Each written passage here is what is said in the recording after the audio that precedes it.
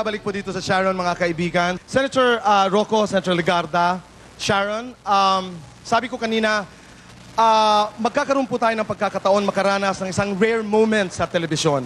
At ito'y magaganap po ngayon.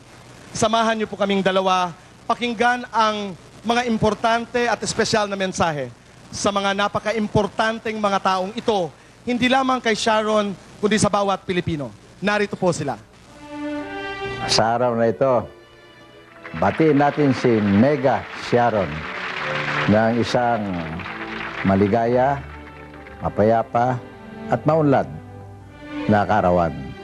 We hope that you will not only have a peaceful, happy, and prosperous New Year in the year 2003, but a happy and successful future throughout your lifetime. Para sa iyo, nothing but the best. Kaya mo ito. Happy birthday, Sharon, and may you have many, many years of a wonderful career, and more importantly, have enjoying your wonderful family. All the best to you, all the best to Kiko and to your two daughters. Isang maligayang pagbati sa iyong karawan, Sharon. Alam mo, kahit nandito ako sa kulungan, hindi ko nakakaligtaan panoorin ang iyong TV program, Sharon. Kaya, ang masasabi ko, talagang iisa lamang ang Sharon. Iisa lamang ang tunay na megastar. Palagay ko, wala na makaka-break ng record mo, lalo na ang career mo. Kaya, we are proud of you. We wish you all the best of luck. Again, happy birthday, Sharon. More power to you.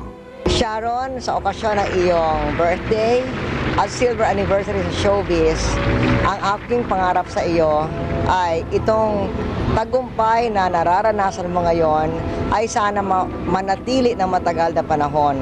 Salamat sa huwaran na binibigay mo sa isang wholesome megastar. Kaya more power to you, Sharon. Happy birthday, happy anniversary.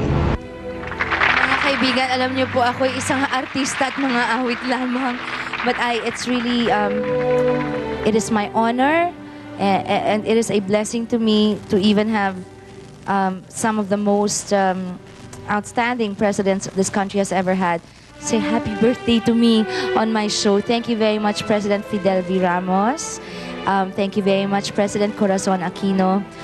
Thank you also very much to President Joseph Ejercito Estrada. And thank you very much, President Gloria Macapagal Arroyo. Maraming salamat po.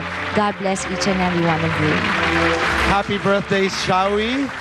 Lauren, maraming salamat. Senator Legarda, maraming salamat. Senator Rocco, mabuhay kayong dalawa.